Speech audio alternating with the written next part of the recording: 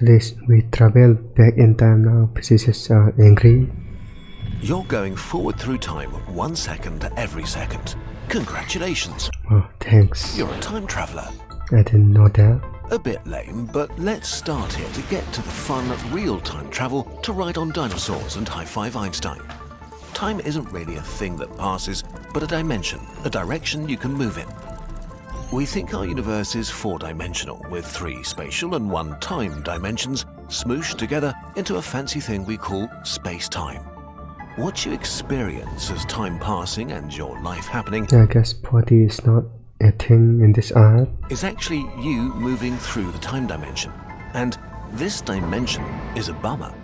While you can go forward, backward, left and right, up and down in the space dimensions, in time you can only go forward. You only get older, never younger. You can't make detours. But this is an illusion. You have far Actual downpour. more control over how you move through time. To explain how this actually works, without making a maths video, we have to make a lot of physicists grumpy, so please keep in mind that we're simplifying and lying a bit. Okay, so there's a very strange rule. Yeah, this for the broader audience. Everything in our universe moves at the speed of light through 4-dimensional space-time. Your speed through space-time is the sum of your separate speeds through time and space. It's impossible for you to stay still. Even if you're not moving through space dimensions, you're moving through the time dimension, blasting face first into the future. You can slow down in the time dimension by moving faster through the space dimensions, but in total, you will always move at the speed of light through space-time. If you could somehow truly stand still in space, you'd still move through time at the speed of light, and the other way round. Photons, light particles, move at the speed of light through space. They don't experience any time passing because their speed in that time dimension is 0. In the time dimension, they're frozen in place. If you see light on Earth, from the photon's perspective, it was just on the surface of the sun and then suddenly crashed into your eye with nothing happening in between. So is it that quick or what? Remember, we're telling a science story here. In real life, things are more complicated. For one, it's impossible to truly stand still relative to space itself. You can only be standing still relative to other things in space. And you can't really define a reference frame for photons as we just did. For details, check out our sources. But now, back to our story. Okay, so everything in the universe moves at the same breathtaking speed, but this speed is split between space and time, Banana. which leads to all sorts of wacky things, and where we can see time travel happen. Real and easy time travel. When a bus drives past you, it's moving a little bit faster through space than you are. So, it moves slower through time than you. Or, how it's usually worded, the bus is moving slower through time relative to you. While this makes things feel like weird physics magic, it's very simple. Move faster through space, go slower in time. Move slower through space, go faster in time. And if you had another person moving way faster or slower than you, both end up traveling different distances in the time dimension. The story that's usually That's interesting told to concept. demonstrate this is to get twins, force one of them into a rocket against their will, shoot them through space super fast while the other twin chills on Earth. And because one twin moves very fast through space while the other Yeah, moves I think the scientist already does that somehow in secret. slowly on Earth, they move at different speeds through time.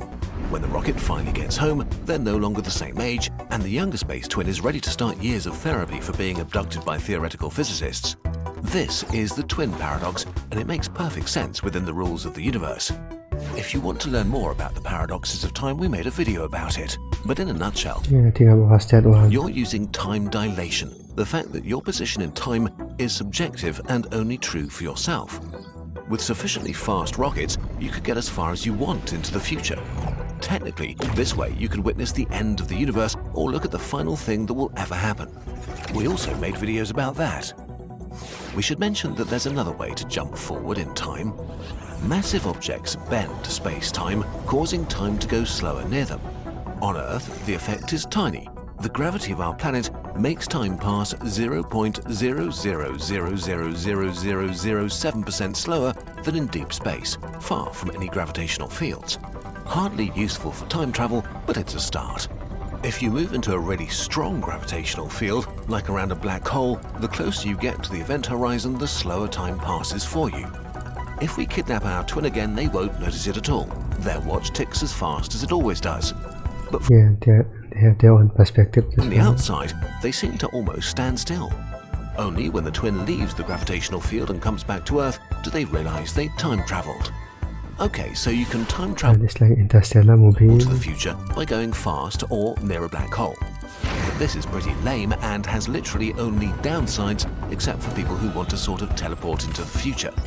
And it makes building a gigantic human space empire super hard, because even if we develop the technology to go really super fast between stars, going on a faraway journey will always mean leaving your home as you knew it forever. But now that we know all of this, there's actually a way we could use the rules of our universe to travel backwards through time. The past is a faraway land. Yeah, you can go backwards. Let's go there. So you always move through space-time at the speed of light. If you go fast through the space dimension, you slow down in the time dimension. And here we find an actual opening for backwards time travel. The theory of relativity, which may be the most solid scientific theory we know, does not forbid faster-than-light motion through space. If you move through the space dimension faster than the speed of light, superluminal, you need to move through the time dimension with negative speed. That means you go backwards through time relative to the rest of the universe into the past. Actually, scientists have been looking for superluminal particles and given them a name: tachyons. They could exist and would have wild properties like getting faster when they lose energy and, of course, traveling backwards in time. Finally, real time travel. Just like with photons, it isn't really possible to clearly define how time passes for tachyons themselves. It depends on how you move through space-time relative to them. But now, for the first time, some observers could actually see tachyons literally traveling backwards in time, which means they could be used to directly interact with the past. In theory, Yeah, how do you make it practical though? you could use them to send It's all just a theory. messages to your past self and change all sorts of things that have already happened. Maybe with some tachyon-powered sci-fi future tech, you could see a star die before it was born, meet your great-grandparents, prevent your past self from making that one dumb mistake, win the lottery, or get eaten by dinosaurs, and create Yeah, people will probably go on for something stupid. juicy time paradoxes that also kind of break the universe. Oh, what's that? Right. It seems there are things in our universe that are impossible to mix. Unfortunately, the theory of relativity specifically forbids anything that starts out traveling slower than the speed of light to reach the speed of light. Because moving faster through space requires energy, and the energy required to reach the speed of light is literally infinite. Even if you could gather all the energy of the universe, you couldn't accelerate a grain of sand to the speed of light. You can get as close as you like, but you can never reach it. It is possible to move at the speed of light as photons do, but they always move at the speed of light. If you move superluminally, you will always move superluminally. And sadly, so far, we don't have the tiniest bit of evidence that tachyons exist. While they work on paper, most scientists think they're not real. So Just hocus pocus. for now, it seems that time travel into the past is strictly impossible, no matter how hard we try. The past is a faraway land, and while we can look at it in pictures and movies and our memories, it's locked away, forever outside And Back to the Future. of our reach. While this is sad, it leaves you with the most important time there is, right now, the moment where you actually Okay. exist, and a future that's yours to forge. If you want, you could even time travel to it. Yeah, guys. That was ending, right? Luckily, shaping Yeah. the future Guess that was ending there.